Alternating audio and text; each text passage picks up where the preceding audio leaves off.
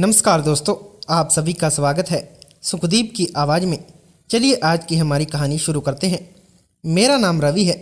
बचपन से लेकर जवानी तक का सफ़र बड़ा ही कठिन रहा था, क्योंकि जो बच्चे माता पिता के बिना अपनी ज़िंदगी गुजारते हैं उनकी ज़िंदगी बड़ी मुश्किल गुजरने लगती है।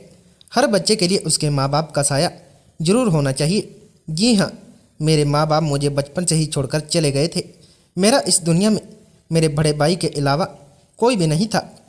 पहले तो मैं अपने चाचा चाची के साथ रहता था। चाची मुझे बहुत परेशान करती थी, क्योंकि मैं 7 साल का था जब मेरे माँ बाप जिंदा थे। मैं उनके साथ बड़ी शरारत करता था। उन्हें कभी मुझे डांट तक न लगाई थी। मेरी शरारत पर जो मैं करता था वह मुझे करने दिया करते थे। वह मुझसे बहुत ही प्यार किया करते थे। उस समय मेरे बड़े भाई की उम्र 17 साल थी। हम दोनों भाइयों की उम्र में पूरे 10 साल का फ़र्क था। भैया के जन्म के बाद काफ़ी समय तक मम्मी पापा से दूसरे औलाद का इंतज़ार किया, मगर फिर उन्होंने उम्मीद छोड़ दी, क्योंकि काफ़ी साल बीत चुके थे। लेकिन मेरे भैया जब 10 साल के हुए तो मेरी मम्मी को यह खुशी दोबारा मिली थी कि वह माँ बनने वाली है। मेरे बड़े भाई शुरू से ही बहुत समझदार थे। फिर एक दिन एक एक करके मेरे माँ बाप इस दुनिया को छोड़कर चले गए। पहले पापा की मौत हो गई थी, क्योंकि पापा को एक बड़ी बीमारी थी। फिर उसके बाद मम्मी की भी मौत हो गई, क्योंकि पापा के मरने के बाद मम्मी ने अपने आप को मौत का सदमा अपने दिल से जो लगा लिया था। मेरा बचपन उसी दिन के बाद से ख़त्म होने लगा था। मैं अपने माँ बाप को बहुत ही याद करता। हमारा बहुत बड़ा घर था। चाचा चाची हमारे साथ ही रहते थे। मम्मी के मरने से पहले चाचा को हम दोनों भाइयों की जिम्मेदारी सौंप दी थी। उस समय तो उन्होंने मम्मी को तसल्ली दी थी कि वह उन्हें दोनों बच्चों का बहुत ही ख्याल रखेंगे, मगर ऐसा कुछ नहीं हो सका। भैया कॉलेज जाते थे जबकि मैं स्कूल जाता था, लेकिन मैं अपने आप को बहुत ही अकेला महसूस करता था। मुझे ऐसा लगता था जैसे मम्मी पापा के अलावा मेरा इस दुनिया में और कोई नहीं है। 1-2 साल और इस तरह से गुजर गए थे। चाचा चाची हम दोनों भाइयों को हमारे हाल पर छोड़कर दूसरे घर में शिफ्ट हो गए थे। चाची को लगता था कि वह हम दोनों भाइयों की परवरिश अपने पति की कमाई पर कर रही है, इसलिए उन्होंने चाचा से हमारा किनारा करवा दिया था। चाचा को एहसास हुआ था कि अब वह दोनों भाई अकेले रह गए हैं, इसलिए उन्होंने भैया की कम उम्र में शादी करवा दी थी। उनको लगता था कि इस घर में हमारा ख्याल रखने वाली कोई औरत आ जाएगी। इस तरह भैया की शादी 18 साल की उम्र में हो गई थी। मेरी भाभी की उम्र भी इतनी नहीं थी। वह गरीब फैमिली से थी, मगर बड़ी ही चालाक थी। इंटर पूरा होने के बाद चाचा जी ने भैया को मामूली सी जॉब पर लगवा दिया था। भैया अपनी पढ़ाई भी कर रहे थे और जॉब भी कर रहे थे, मगर भाभी बिल्कुल भी अच्छी नहीं थी। मुझे तो लगता था कि भाभी के आ जाने के बाद मुझे अपना कोई साथी मिल जाएगा जो मेरा ख्याल रखेगा, लेकिन भाभी तो मेरा कोई ख्याल ही नहीं रखती थी। वह मुझसे ढंग से बात भी नहीं करती थी। सुबह सवेरे मैं खुद ही तैयार होकर स्कूल जाता था। धीरे धीरे मेरी उम्र 15 साल की हो गई। मैं अपनी भाभी का दिल जीतने की कोशिश करता था, मगर भाभी कभी मुझे मुँह नहीं लगाती। जिस दिन से भैया की शादी हुई वह मुझे पूरी तरह से भूल गए थे। जब तक चाचा चाची थे तब तक तो वह मेरा थोड़ा बहुत ध्यान भी रखा लिया करते थे, लेकिन अब तो उन्हें पता होता है कि उनका भाई कहाँ है, कैसे है और क्या कर रहा है, और उसकी ज़िंदगी में आजकल क्या चल रहा है। उन्हें किसी बात से कोई मतलब नहीं था। कम उम्र में उनकी शादी होने की वजह से वह अपनी पत्नी के दीवाने हो गए थे। मैं अपने कमरे में सारी सारी रात रोता रहता और अपने मम्मी पापा को याद किया करता था कि वह इतनी जल्दी मुझे छोड़कर क्यों चले गए। भाभी मेरा कोई काम नहीं करना चाहती थी। वह सिर्फ अपना और भैया का काम करना ही जरूरी समझती थी। मैं अपने कपड़े भी अपने साथ धोया करता था। वह मुझे खाना भी नहीं देती थी। एक दिन मैं स्कूल से आया तो मैं कपड़े धो रहा था। जब भैया घर से अंदर आ गए और उन्होंने मुझे कपड़े धोते हुए देख लिया तो वह मुझसे सवाल करने लगे कि यह तुम क्या कर रहे हो। मैंने भैया की किसी बात का कोई जवाब नहीं दिया, क्योंकि मैं उनसे कोई बात नहीं करना चाहता था। उन्हें तो खुद भी यह पता नहीं था कि उन्होंने ना जाने कितने सालों से अपने भाई से बात नहीं की। मैं खामोशी से कपड़े धोने पर ध्यान देने लगता।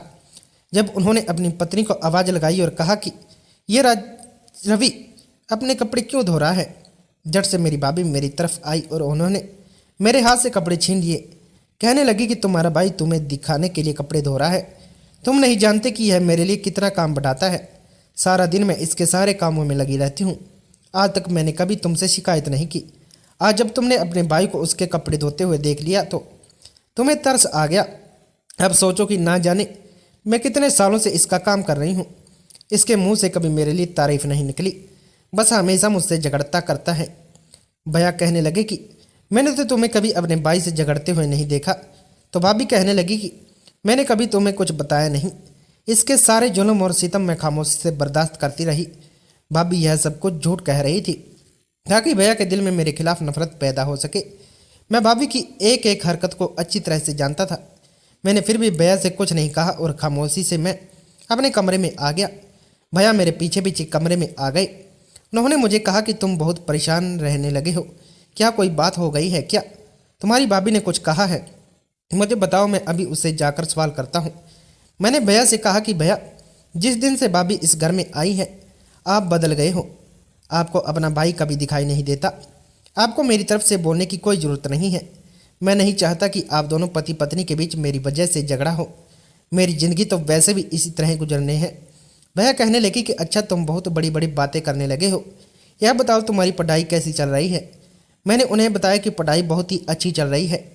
भैया ने जब मेरा लटका हुआ चेहरा देखा तो वह कहने लगी कि उदास मत हो, मैं तुम्हारी भाभी को समझाऊं। मैंने उनका हाथ झटक दिया और अपने कमरे में निकल जाने के लिए कहा था, क्योंकि उनकी झूठी तसल्ली मेरे किसी काम आने वाली नहीं थी। भैया कमरे में चले गए। मैं अपने बिस्तर पर बैठा हुआ रो रहा था जब मैंने देखा कि कमरे के अंदर एक 13 साल की लड़की आई थी। वह मेरे लिए पानी लेकर आई थी। उसने साइड टेबल पर पानी का गिलास रख दिया और वह मुझसे कहने लगी कि पानी पी लेना। मैंने उसकी तरफ देखा और उससे कहा कि तुम कौन हो, क्योंकि इस लड़की को आज मैंने पहली बार अपने घर में देखा था। यह कौन थी मैं इसे नहीं जानता था। उसने मुझे बताया कि मैं तुम्हारी भाभी की छोटी बहन हूँ। अब मैं इस घर में ही रहूँगी। मुझे उस पर गुस्सा आ गया। मैंने कहा, तुम्हारी बहन क्या कम थी हमारे घर में मुझ पर सवार होने के लिए, जो अब तुम भी आ गई हो। मेरी बात सुनकर वह कहने लगी, यह तुम क्या कह रही हो? मुझे तुम्हारी कोई बात समझ नहीं आ रही। मैं तुम्हारे कमरे से गुजर रही थी, देखा तो तुम जाग रहे थे। मैंने सोचा कि तुम्हारे लिए ठंडा पानी ले आती हूँ। तुम्हारे कमरे में फ्रिज नहीं है ना, और गर्मी भी बहुत हो रही है। मैंने पानी का गिलास उठाया और दीवार पर फेंक दिया था। मैंने कहा कि तुम मुझे नहीं पानी पिला सकती, तुम ढीठ लड़की हो। मेरे कमरे से निकलनी नहीं बल्कि टूटे हुए गिलास के कांच के टुकड़े उठाकर फर्श साफ करने लगी थी। अगले दिन फिर से वह मेरे कमरे में आ गई। उस समय मैं पढ़ाई कर रहा था।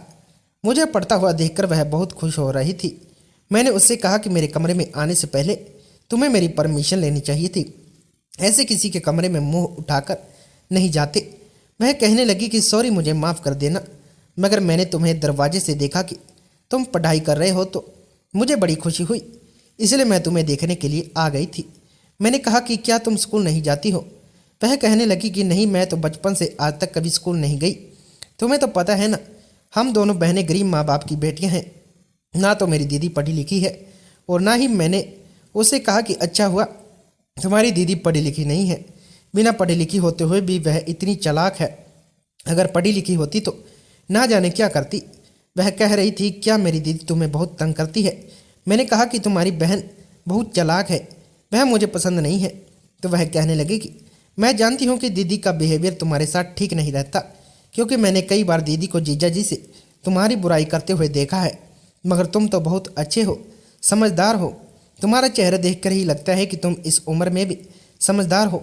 मैंने उससे कहा कि तुम क्यों हर बार मेरे कमरे में चली आती हो? चली जाओ यहाँ से।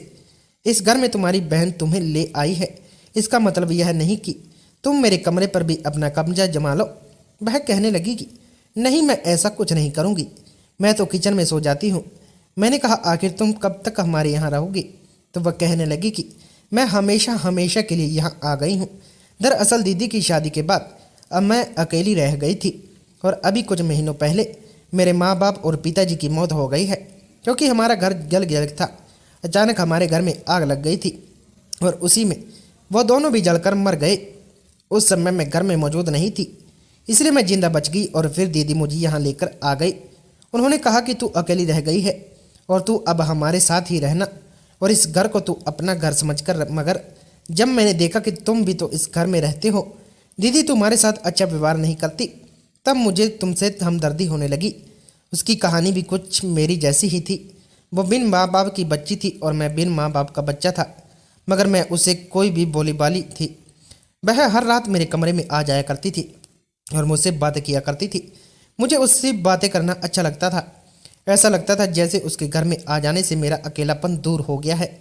लेकिन जब यह बात भाभी को पता चली कि वह मुझसे बहुत सारी बातें करती है तो भाभी ने उसकी और मेरी शिकायत भैया से कर दी थी और अपनी बहन को भी समझाया कि तुम्हें रवि के कमरे में जाने की कोई ज़रूरत नहीं है।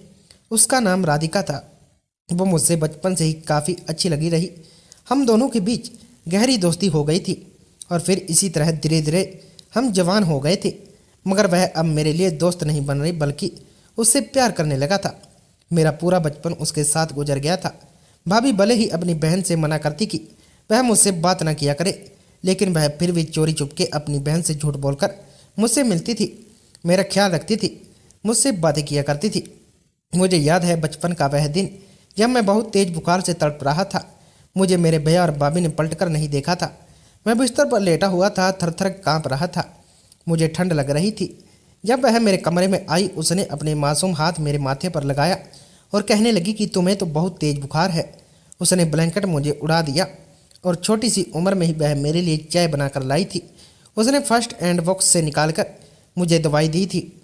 सारे रात वह मेरी फिक्र में जागती रही, ठंडे पानी की पट्टियाँ मेरे माथे पर लगाती रही। और जैसे ही दिन निकला तो उसने भैया भाभी को बताया कि मेरी तबीयत खराब हो गई है।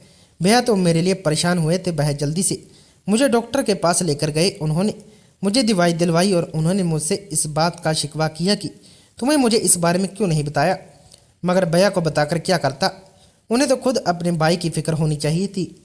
कई कई दिन गुजर जाते थे, मैंने उन्हें देखा भी नहीं था और कभी उन्होंने भी कोशिश नहीं की कि वह अपने भाई को देख लिया करते।